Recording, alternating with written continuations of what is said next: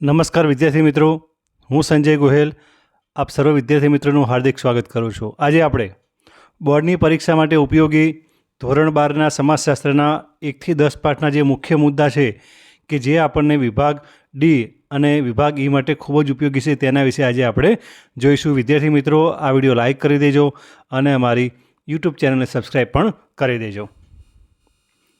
શરૂઆત કરીએ પહેલા પાઠથી.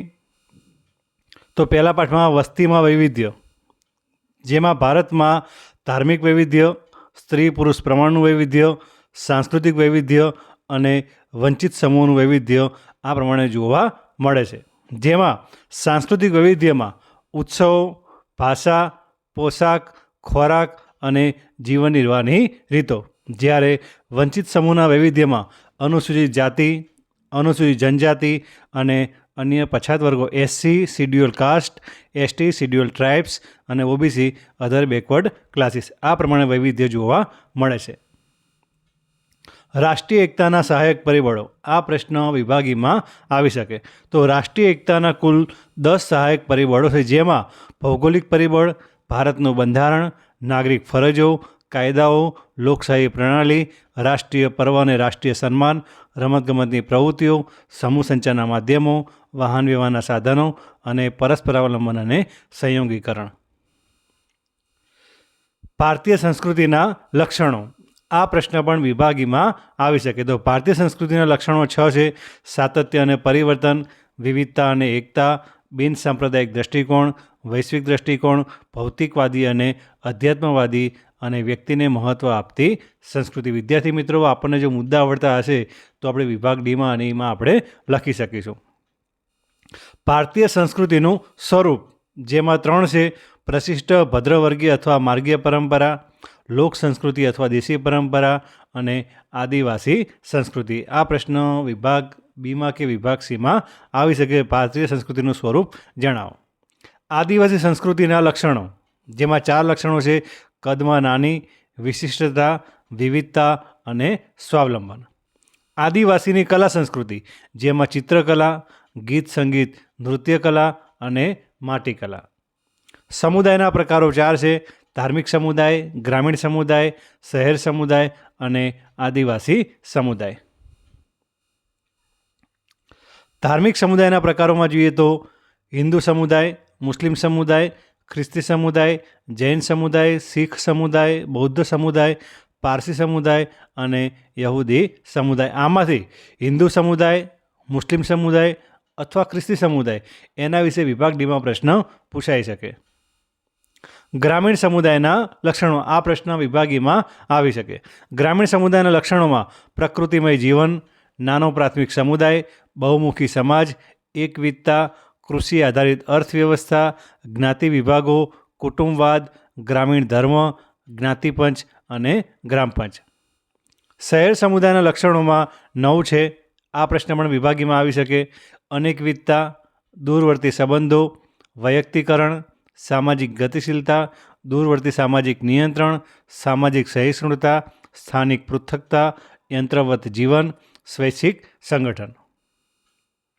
આદિવાસી સમુદાયની લાક્ષણિકતાઓ, જેમાં નિશ્ચિત ભૌગોલિક સ્થાન, બીજું વિશિષ્ટ નામ, ત્રીજું સમાન ભાષા કે બોલી, ચોથું સમુદાયના સભ્યો વચ્ચે પરસ્પર અવલંબન, પાંચમું યુવા ગૃહો અને છઠ્ઠું છે સામાજિક નિયંત્રણ. આ પ્રશ્ન વિભાગ ડીમાં આવી શકે. જો આદિવાસી સમુદાયની લાક્ષણિકતા પૂછી હોય તો બીજા પાઠની આવશે અને અનુસૂચિત જનજાતિના લક્ષણો પૂછેલા હોય તો ત્રીજા પાઠમાંથી આવશે. અનુસૂચિત જાતિનું વર્ગીકરણ, કે ભારતમાં દર 10 વર્ષે એમની વસ્તી કેટલી હતી, અહીં આંકડા આપેલા છે. વિદ્યાર્થી મિત્રો વાંચી લેજો. છેલ્લે આપણે 2011નું પરીક્ષામાં આવી શકે. 2011માં ભારતમાં 16.2% અને ગુજરાતમાં 7.10% અનુસૂચિત જાતિની વસ્તી હતી. ગુજરાત રાજ્યમાં અનુસૂચિત જાતિની સૌથી વધુ વસ્તી જોવા મળે છે માયાવંશી અને વણકર, ભાંભી, રોહિત, વાલ્મીકી, મૈતર, રૂખી અને ચોથું છે મેઘવાર અને મેઘવાળ. ત્રીજા પાઠમાં ભારતની અનુસૂચિત જનજાતિના લક્ષણો. બીજા પાઠમાં ભારતની આદિવાસી સમુદાયના લક્ષણો છે, જ્યારે ત્રીજા પાઠમાં અનુસૂચિત જનજાતિના લક્ષણો છે, જેમાં નિશ્ચિત પ્રદેશ, નિશ્ચિત નામ, નિશ્ચિત બોલી, સગાઈ સંબંધોનું ગુંફન, આદિમ જાતિ પંચ, યુવાગૃહ, અર્થવ્યવસ્થાનું અવિકસિત સ્વરૂપ, અદૃશ્ય શક્તિઓમાં શ્રદ્ધા, વિશિષ્ટ નૈતિક નિયમાવલી, સામાજિક ધાર્મિક નિષેધાવસ્થા, ગૂઢ શક્તિઓનું પ્રાધાન્ય, મૃત્યુ પછીના જન્મમાં શ્રદ્ધા, ગોત્રચિહ્ન નિષેધ અને છૂંદણા, ઓછા વસ્ત્રો, કેફી પીણાનો ઉપયોગ, શિક્ષણનું ઓછું પ્રમાણ, સમૂહ નૃત્ય સમૂહ ગીતોનું અસ્તિત્વ, મેળાઓ અને ઉત્સવોની મહત્તા, અને 19મું છે જૂથ એકતા અને જૂથ સભાનતા. વિભાગ ડીમાં આ પ્રશ્ન કોઈપણ 3 લક્ષણો સમજાવો અથવા કોઈપણ 4 લક્ષણ સમજાવો એ પ્રમાણે આવી શકે. ભારતીય આદિમ જાતિઓનું વર્ગીકરણ. તે વર્ગીકરણ 6 રીતે કરવામાં આવે છે. એક તો ભૌગોલિક રહેઠાણની દ્રષ્ટિએ, એટલે કે લોકો કયા વિસ્તારમાં રહે છે. બીજું વસ્તીના પ્રમાણની દ્રષ્ટિએ. ત્રીજું સાંસ્કૃતિક દ્રષ્ટિએ. ચોથું આર્થિક દ્રષ્ટિએ. પાંચમું ભાષાકીય દ્રષ્ટિએ. અને છઠ્ઠું છે જાતિ તત્વોની દ્રષ્ટિએ. ભૌગોલિક રહેઠાણની દ્રષ્ટિએ ઉત્તર પૂર્વ વિસ્તાર, મધ્યવર્તી કે કેન્દ્રનો વિસ્તાર અને દક્ષિણ વિસ્તાર. વસ્તીના પ્રમાણની દ્રષ્ટિએ ખૂબ જ ઓછી વસ્તીવાળા અને ખૂબ જ મોટા પ્રમાણમાં વસ્તીવાળા. સાંસ્કૃતિક દ્રષ્ટિએ પ્રથમ વિભાગ, બીજો વિભાગ, ત્રીજો વિભાગ અને ચોથો વિભાગ. આર્થિક દ્રષ્ટિએ શિકાર, પશુપાલન, ખેતી, કારખાના, ઉદ્યોગો વગેરેના આધારે. ભાષાકીય દ્રષ્ટિએમાં ઓસ્ટ્રિક ભાષા કુટુંબ, દ્રવિડિયન ભાષા કુટુંબો અને સિની ટિબેટન ભાષા કુટુંબો. અને જાતિ તત્વોની દ્રષ્ટિએ જેમાં તેમના શારીરિક લક્ષણો, માથું, નાક, ખોપરીનું ઘનત્વ એના આધારે વર્ગીકરણ કરવામાં આવે છે. આ પ્રશ્નમાંથી ભારતીય આદિમ જાતિનું ભૌગોલિક રહેઠાણની દ્રષ્ટિએ વર્ગીકરણ સમજાવો એવો પ્રશ્ન વિભાગ ડીમાં આવી શકે. મંડલ પંચના સામાજિક અને શૈક્ષણિક પછાતપણું નક્કી કરવાના માપદંડો. સામાજિક માપદંડ, શૈક્ષણિક માપદંડ અને આર્થિક માપદંડ. આ પ્રશ્ન વિભાગ બીમાં અથવા વિભાગ સીમાં આવી શકે. સ્ત્રી સશક્તિકરણનું મહત્ત્વ. ચોથો પાઠ. આ પ્રશ્ન વિભાગીમાં આવી શકે. સ્ત્રી સશક્તિકરણની વ્યાખ્યા આપી તેનું મહત્ત્વ સમજાવો. તો તેનું 5 મહત્ત્વ છે: વ્યક્તિગત મહત્ત્વ, સામાજિક મહત્ત્વ, શૈક્ષણિક મહત્ત્વ, આર્થિક મહત્ત્વ અને રાજકીય મહત્ત્વ. લિંગ પ્રમાણ. 1901માં ભારતમાં 972, ગુજરાતમાં 954. 1951માં ભારતમાં 946, ગુજરાતમાં 952 અને 2011માં ભારતમાં 940 અને ગુજરાતમાં 918.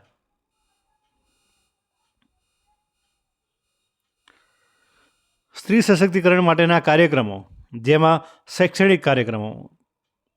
વિદ્યાર્થી મિત્રો, આમાંથી શૈક્ષણિક કાર્યક્રમો, આર્થિક કાર્યક્રમો, આરોગ્યલક્ષી કાર્યક્રમો, કોઈપણ કાર્યક્રમ વિભાગ ડીમાં પ્રશ્ન તરીકે આવી શકે. શૈક્ષણિક કાર્યક્રમોમાં કન્યા કેળવણી, રથયાત્રા, તેજસ્વી વિદ્યાર્થીઓનું સન્માન, સર્વ શિક્ષા અભિયાન, શાળા લોકાર્પણ, સાયકલ વિતરણ અને અનાજનું વિતરણ. પરીક્ષામાં પ્રશ્ન આવે કે સ્ત્રી સશક્તિકરણ માટેના શૈક્ષણિક કાર્યક્રમો જણાવો. આર્થિક કાર્યક્રમોમાં રાષ્ટ્રીય નીતિમાં આર્થિક કાર્યક્રમો, તાલીમ વર્ગો, વ્યવસાયના ક્ષેત્રો, પ્રદર્શન વેચાણ, કૃષિરથ મેળા, સ્ત્રી જૂથ અને રોજગારલક્ષી મેળા. આરોગ્યલક્ષી કાર્યક્રમોમાં સામાજિક બદીઓ અને સ્ત્રી સ્વાસ્થ્ય, માતૃ કલ્યાણ કાર્યક્રમો, કુટુંબ કલ્યાણ કાર્યક્રમો, પોષણક્ષમ આહારને લગતા કાર્યક્રમો અને જાગૃતિ કાર્યક્રમો. અને ચોથું છે કલ્યાણકારી યોજનાઓ. ગુજરાતમાં સ્ત્રીઓ માટેની કેટલીક મહત્ત્વની યોજનાઓ, જેમાં શૈક્ષણિક ક્ષેત્રે, આર્થિક ક્ષેત્રે, આરોગ્ય ક્ષેત્રે, સામાજિક ક્ષેત્રે અને રમતગમત ક્ષેત્રે. સ્ત્રીઓ અને કાયદાઓ. સ્ત્રીઓ માટે સ્ત્રીઓના બંધારણીય અધિકારો, સ્ત્રીઓને રક્ષણ પૂરું પાડતા કાયદા અને સ્ત્રી કલ્યાણલક્ષી કાયદા. સ્ત્રીઓ માટે જે અલગ અલગ કાનૂન બનાવેલા છે, કયા વર્ષમાં કયો કાનૂન બનેલો છે અને તે કાનૂનનો હેતુ કયો છે. આમાંથી કોઈ પણ પ્રશ્ન પરીક્ષામાં વિભાગ બીમાં આવી શકે. ફેક્ટરી એક્ટ 1948માં બનેલો છે. કામદાર રાજ્ય વીમા કાનૂન 1948માં. બીડી અને સિગાર કામદાર કાનૂન 1966માં. સમાન વેતન ધારો કાનૂન 1976માં. કૌટુંબિક અદાલત કાનૂન 1984માં. કાનૂની સેવા સહાયને લગતો કાનૂન 1987માં અને મહિલા રાષ્ટ્રીય પંચ કાનૂન 1990માં. સાંસ્કૃતિક પરિવર્તનના લક્ષણો. 3 લક્ષણો છે: સંસ્કૃતિના કોઈપણ ભાગમાં આવતું પરિવર્તન, સમાજની સાધનાત્મક વ્યવસ્થામાં થતું પરિવર્તન અને સમાજની ધોરણાત્મક વ્યવસ્થામાં થતું પરિવર્તન. આ પ્રશ્ન વિભાગ ડીમાં આવી શકે. સાંસ્કૃતિક પરિવર્તનના લક્ષણો સમજાવો. સંસ્કૃતિકરણની પ્રક્રિયાના પાસા. જેમાં સંસ્કૃતિકરણની પ્રક્રિયા સમૂહલક્ષી છે. સંસ્કૃતિકરણથી ગતિશીલતા કે પરિવર્તન આવે છે. આર્થિક ઉન્નતિનું પાસું, પ્રભાવી જ્ઞાતિની ભૂમિકા દરેક જ્ઞાતિમાં જોવા મળે છે. સંઘર્ષ અને વિરોધ, નિમ્ન જ્ઞાતિમાંથી ઉચ્ચ જ્ઞાતિમાં જવું અને દ્વિમાર્ગી પ્રક્રિયા. વૈશ્વિકીકરણની લાક્ષણિકતાઓ 9 છે. જટિલ પ્રક્રિયા છે. બહુવિધ ભાષા ધરાવતી પ્રક્રિયા છે. નવશોધ અને પ્રશ્ન સૂચવતી પ્રક્રિયા, નાગરિક અધિકારો અને માનવતાની ચેતના જગાવતી પ્રક્રિયા છે. વૈશ્વિક સંસ્કૃતિ, સંસ્કૃતિનું સમન્વયીકરણ, વિનિમયનું સાધન ચલણ, બજારોનું પ્રભુત્વ અને નવા સામાજિક આંદોલનો. ઉદારીકરણના લાભ. આ પ્રશ્ન પણ વિભાગ ડીમાં આવી શકે કે ઉદારીકરણના લાભ અને ગેરલાભ જણાવતો. લાભમાં વિદેશી રોકાણ, ભારતીય કંપની સાથે ભાગીદારી, વ્યાજબી કિંમતો, ખાનગીકરણને લીધે ગુણવત્તાવાળી વસ્તુઓ, દરેક ક્ષેત્રમાં સ્પર્ધા. આમાંથી મેન પોઈન્ટ જ લખેલા છે વિદ્યાર્થી મિત્રો. વ્યાજ દર ઘટવાના કારણે ઉત્પાદન ખર્ચમાં ઘટાડો, TV channel, mobile, internet, online શોપિંગને પ્રોત્સાહન, બજારો નિર્ણાયક બનેલા છે, જીવનશૈલીમાં પરિવર્તન અને આદાન પ્રદાનમાં ગતિ. એના ગેરલાભોમાં રોજગારીની તકોમાં ઘટાડો, કૃષિ ક્ષેત્રે ઉત્પાદનમાં ઘટાડો, જમીનની ફળદ્રુપતા ઘટી છે, પ્રદૂષણ વધ્યું છે, નિકાસ વૃદ્ધિ ધીમી થઈ છે, થાપણો અને બચત યોજનાના વ્યાજમાં ઘટાડો થયો છે અને અસમાનતા અને મોંઘવારી વધી છે. સમૂહ સંચારના માધ્યમો અને સમાજ, જેમાં સંચારની વ્યાખ્યા. સંચાર એ માહિતી, વિચારો અને વલણોને એક વ્યક્તિથી બીજી વ્યક્તિ સુધી પરિવર્તિત કરવાની કલા છે. વ્યાખ્યા આપી છે એડવર્ડ એમરી. સંચારની લાક્ષણિકતાઓ. સંચાર એક અવિરત પ્રક્રિયા છે. સંચાર દ્વિમાર્ગી પ્રક્રિયા છે. સંચાર માટે માધ્યમ આવશ્યક છે. સંચાર એક પ્રાકૃતિક ગુણ છે. સંચાર એક સામાજિક પ્રક્રિયા છે અને સંચાર વિજ્ઞાન અને કળા છે. ઓસગુડ અને વિલ્બર્સ-રેમનું મોડેલ, જેમાં સંદેશો, સંદેશાનું અર્થઘટન, ફરી સંદેશો, ફરીથી અર્થઘટન અને આ રીતે પ્રત્યયની પ્રક્રિયા ચાલ્યા કરે છે.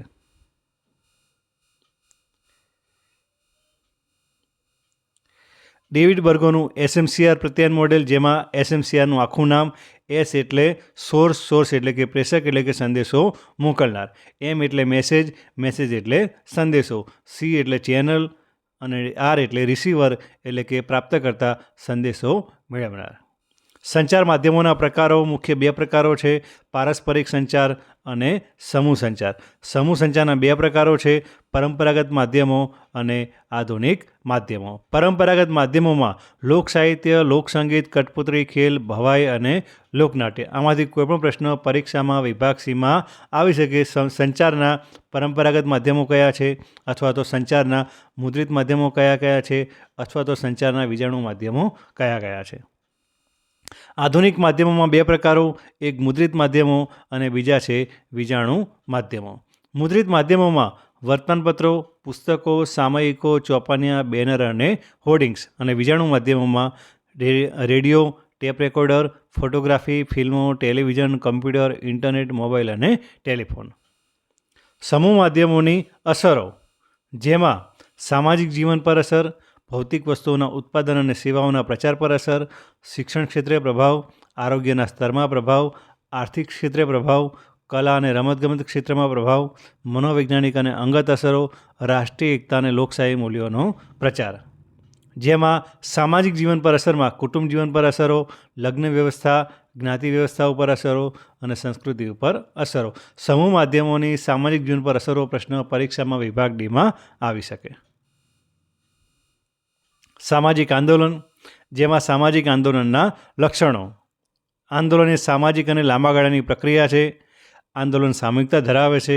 કોઈપણ આંદોલન ધ્યેયલક્ષી હોય છે. ચોક્કસ પ્રકારની વિચારસરણીથી પ્રેરિત આંદોલન હોય છે. આંદોલન ક્રિયા તરફની અભિમુખતા દર્શાવે છે. વ્યક્તિ કે વ્યક્તિત્વનું તાદાત્મ્ય હોય છે. આંદોલન રજૂ કરવાની ચોક્કસ પદ્ધતિ હોય છે અને અનેક પ્રકારની રીતોનો ઉપયોગ થાય છે. અને બદલાવ અને સાતત્યની લાક્ષણિકતા. સામાજિક આંદોલનના 4 પ્રકારો છે: એક સુધારાવાદી સામાજિક આંદોલન, ક્રાંતિકારી સામાજિક આંદોલન, પ્રતિરોધાત્મક સામાજિક આંદોલન અને વિરોધાત્મક સામાજિક આંદોલન. સુધારાવાદી અને ક્રાંતિકારી આંદોલન વચ્ચેનો તફાવત પરીક્ષામાં વિભાગ ડીમાં અથવા તો વિભાગ ઈમાં આવી શકે. સુધારાવાદી આંદોલન આંશિક પરિવર્તન સાથે જોડાયેલું છે, જ્યારે ક્રાંતિકારી સંપૂર્ણ પરિવર્તન સાથે જોડાયેલ છે. સુધારાવાદી આંદોલન પ્રસ્થાપિત સામાજિક વ્યવસ્થામાં સુધારણા કેન્દ્ર સ્થાને હોય છે, જ્યારે ક્રાંતિકારી આંદોલનમાં સામાજિક વ્યવસ્થાને સંપૂર્ણપણે નકારે છે. સુધારાવાદી આંદોલન આદર અને સન્માન સાથે જોડાયેલું છે, જ્યારે ક્રાંતિકારી આદર અને સન્માન સાથે જોડાયેલું નથી. સુધારાવાદી આંદોલન લોકમતને તૈયાર કરે છે, જ્યારે ક્રાંતિકારીમાં જબરજસ્તીથી લોકોને લેવામાં આવે છે. સુધારાવાદી આંદોલન ખાસ કરીને મધ્યમ વર્ગ દ્વારા ચલાવાય છે, જ્યારે ક્રાંતિકારી આંદોલન શોષિત વર્ગ દ્વારા ચલાવાય છે. સુધારાવાદી આંદોલન બહુ ગંભીર હોતા નથી, જ્યારે ક્રાંતિકારી આંદોલન વર્તમાન વ્યવસ્થાને નષ્ટ કરી નવી વ્યવસ્થા પ્રસ્થાપિત કરે છે. સુધારાવાદી આંદોલન શાંતિપ્રિય અને અહિંસક હોય છે, જ્યારે ક્રાંતિકારી આંદોલન મહદઅંશે હિંસક હોય છે. સામાજિક આંદોલનની અસરોમાં પરિવર્તનની પ્રક્રિયા ઝડપી બનાવે છે, લોકોમાં સભાનતા વધે છે, નવી નેતાગીરી ઊભી થાય છે, વૈચારિક વિકાસ થાય છે, વૈકલ્પિક ઉપાયોની ચર્ચા થાય છે અને સમાજમાં બદલાવ આવે છે. પંચાયતી રાજ, જેમાં પંચાયતી રાજના હેતુઓ જેમાં સત્તાનું લોકશાહી ઢબે વિકેન્દ્રીકરણ, સમુદાય વિકાસ કાર્યક્રમોને પુનઃજીવિત કરવા, લોક ભાગીદારી વધારવી, ગામડાનું નવનિર્માણ કરવું અને લોક સશક્તિકરણ. પંચાયતી રાજનું ત્રિસ્તરીય માળખું, જેમાં ગ્રામ પંચાયત, તાલુકા પંચાયત અને જિલ્લા પંચાયત. ગ્રામ પંચાયતમાં ગ્રામ પંચાયતના ચૂંટાયેલા સભ્યો અને ગ્રામ પંચાયતના અધિકારી, જેમાં 2 અધિકારી છે, મંત્રી અને ગ્રામ સેવક. જે ગ્રામ પંચાયતના અધિકારી છે એ સરકારી માણસો ગણાય છે. તાલુકા પંચાયતમાં તાલુકા પંચાયતના ચૂંટાયેલા સભ્યો, સહસભ્યો અને આમંત્રિત સભ્યો, તાલુકા પંચાયતની વિવિધ સમિતિઓ, તાલુકા પંચાયત પ્રમુખ અને તાલુકા વિકાસ અધિકારી, તાલુકા ડેવલપમેન્ટ ઓફિસર TDO, જે સરકારી માણસ કહી શકાય. જિલ્લા પંચાયતમાં ચૂંટાયેલા સભ્યો, સહસભ્યો અને આમંત્રિત સભ્યો, જિલ્લા પંચાયતની વિવિધ સમિતિઓ, જિલ્લા પંચાયત પ્રમુખ અને જિલ્લા વિકાસ અધિકારી, જે સરકારી અધિકારી કહી શકાય, DDO, ડિસ્ટ્રિક્ટ ડેવલપમેન્ટ ઓફિસર. ગ્રામ પંચાયતના અંગોમાં ગ્રામસભા, કારોબારી સમિતિ, સામાજિક ન્યાય સમિતિ, ન્યાય પંચાયત અને સમાધાન પંચ. આ પ્રશ્ન વિભાગ સીમાં આવી શકે કે ગ્રામ પંચાયતના અંગો જણાવો. ગ્રામ પંચાયતના કાર્યોમાં 2 છે, એક નાગરિક કાર્યો અને વિકાસાત્મક કાર્યો. તાલુકા પંચાયતના કાર્યોમાં સ્વાસ્થ્ય અને સફાઈ, શિક્ષણ, બાંધકામ, ગ્રામ વસવાટ, ખેતીવાડી, પશુ સંવર્ધન, ગ્રામોદ્યોગ, સહકાર, રાહત સહાય, સમાજ કલ્યાણ અને સુરક્ષા. જિલ્લા પંચાયતના કાર્યો વિદ્યાર્થી મિત્રો અહીં આપેલા છે, વાંચી લેજો.